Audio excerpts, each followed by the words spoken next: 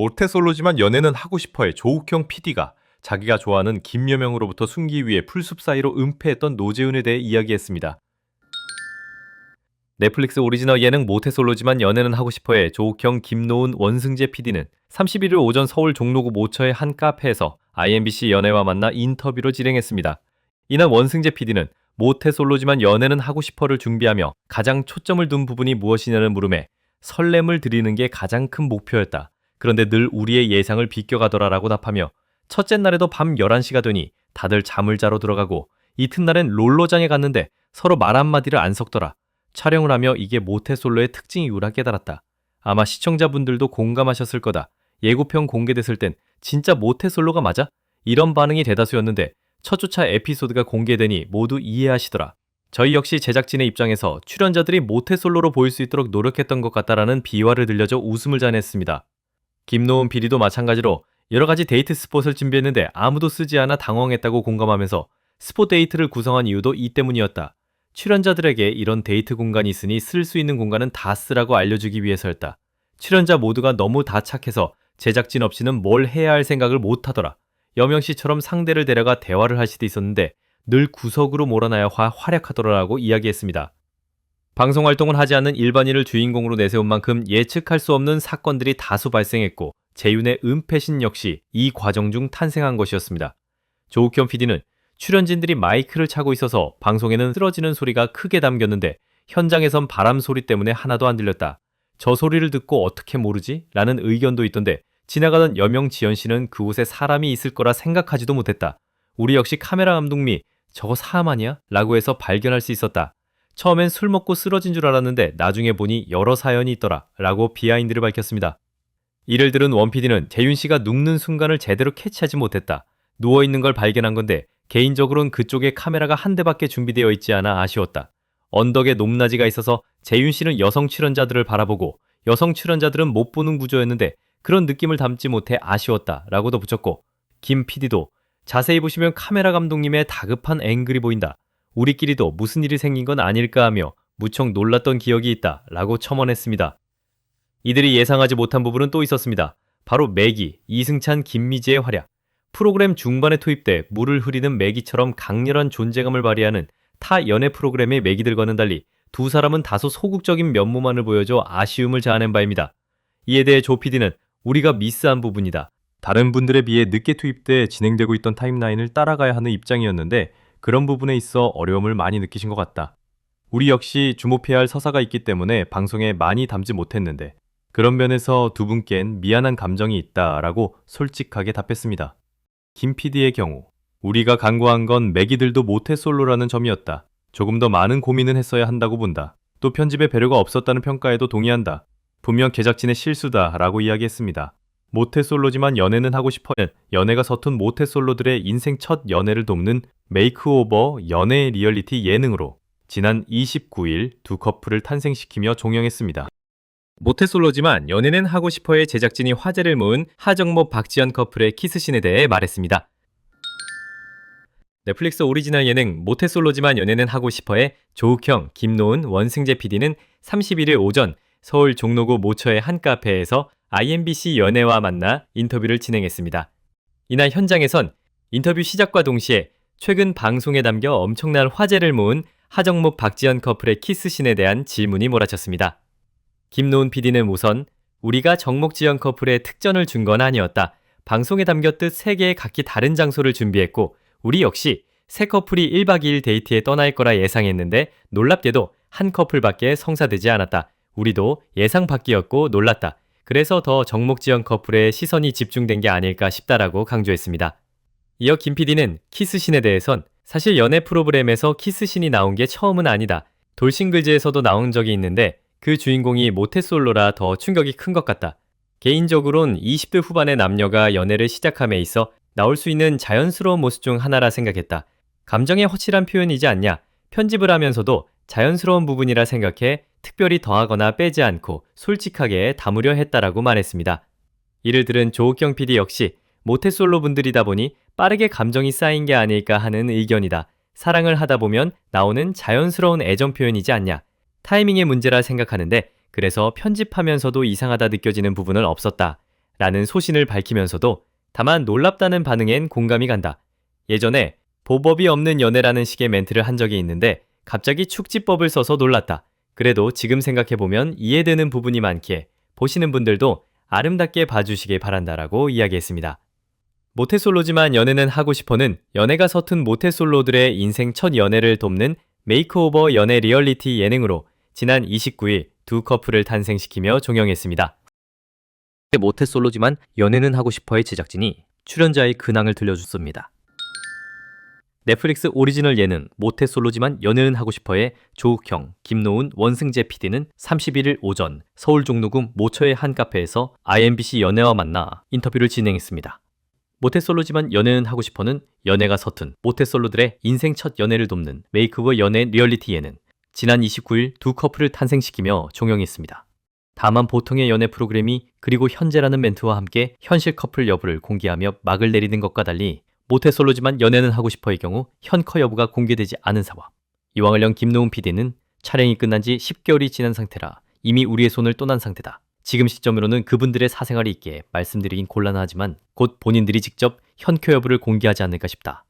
그분들의 입을 통해 확인해 주시길 바란다 라고 말했습니다. 이어 조욱형 PD 역시 그분들이 알아서 공개하지 않을까 생각된다. 곧 진실이 풀리기 시작할 거라 본다라며 그렇다고 따로 비밀유지 서약이 있다곤 아니다. 이 위기에도 계정이 공개되면 생각보다 여러 가지 문제가 생길 수 있어 보호의 목적으로 비공개를 권장했다. 사기 문자가 올 수도 있고 좋지 않은 내용의 DM이 갈 수도 있지 않냐. 문제가 생길 수도 있을 거라 생각해 그렇게만 말씀드렸다라고 이야기했습니다.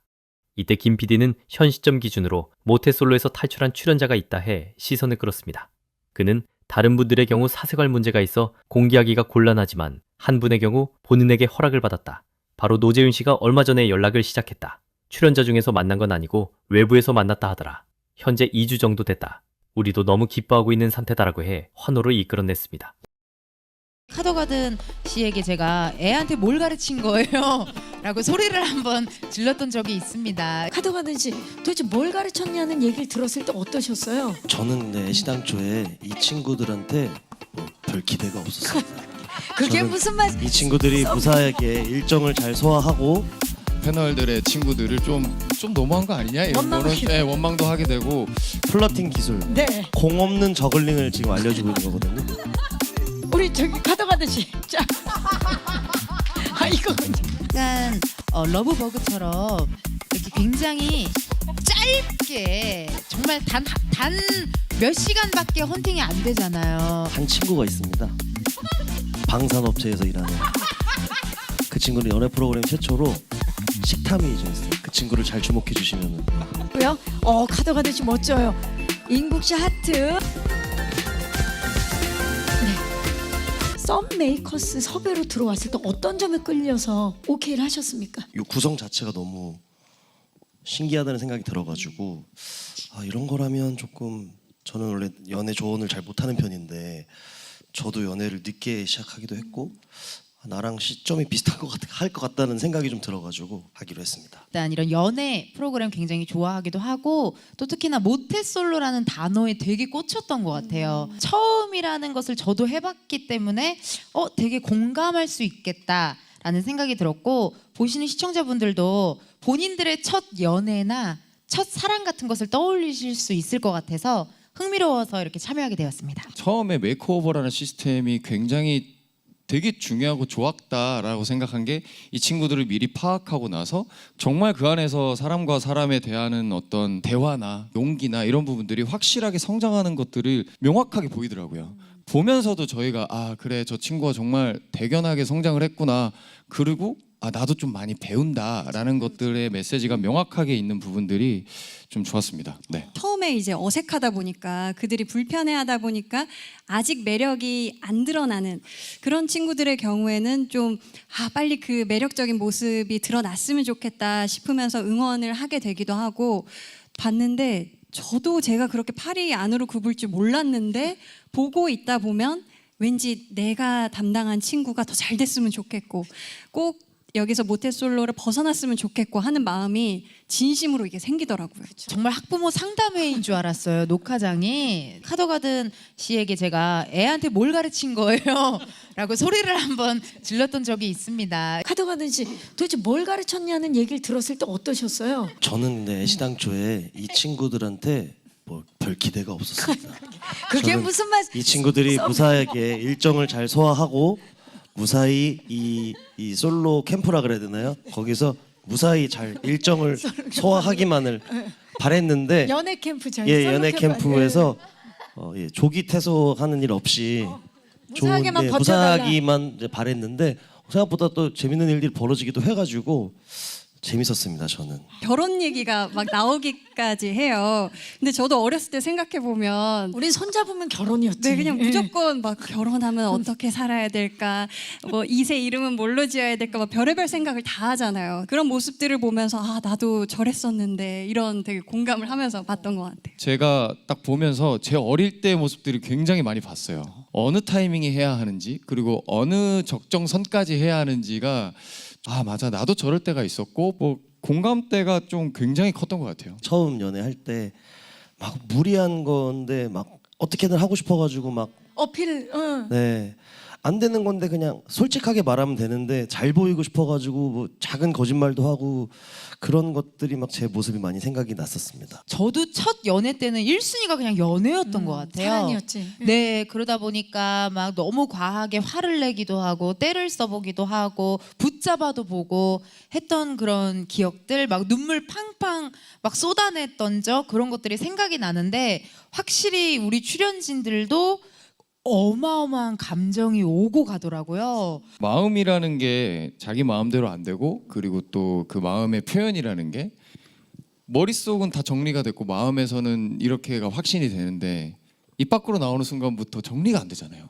저 상대방 입장에서 또 받아들이기에는 이게 무슨 말이지? 라고 하는 부분들도 꽤 많잖아요. 실제로 그런 장면들이 많은데 공감도 많이 되고 응원도 하게 되고 그리고 결과가 나왔을 때 저희도 굉장히 뿌듯하게 그리고 흐뭇하게 바라볼 수 있는 그런 장면들도 많아서 그렇습니다. 좋습니다. 장기자랑이나 이런 데서 사용할 수 있는 이제 플러팅 기술 네. 공 없는 저글링을 지금 알려주고 있는 거거든요.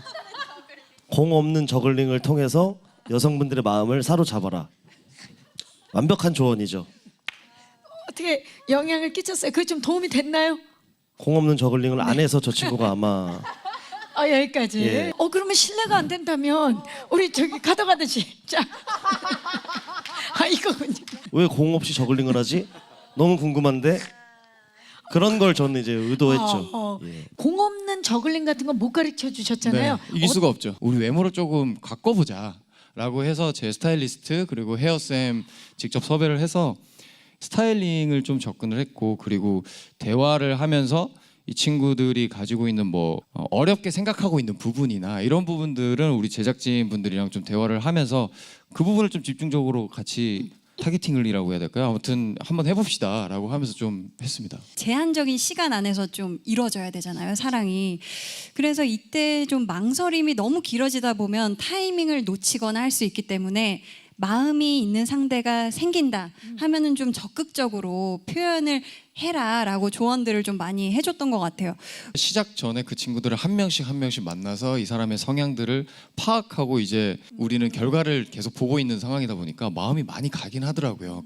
그런 상황에 따라서 이 친구를 또 편애하게 되고 또 어떤 상황에서는 다른 우리 패널들의 친구들을 좀 너무한 거 아니냐 이런 거는 원망도 하게 되고 그런 재밌는 요소들을 좀 많이 느꼈습니다. 팅걸 프로그램 때는 약간 러브버그처럼 이렇게 굉장히 짧게 정말 단 몇 시간밖에 헌팅이 안 되잖아요. 이게 너무나도 몇 시간밖에 안 만나기 때문에 헌팅걸은 좀 약간 공격적인 꿀팁을 줬다면 모태솔로지만 연애는 하고 싶어는 이제 합숙 생활.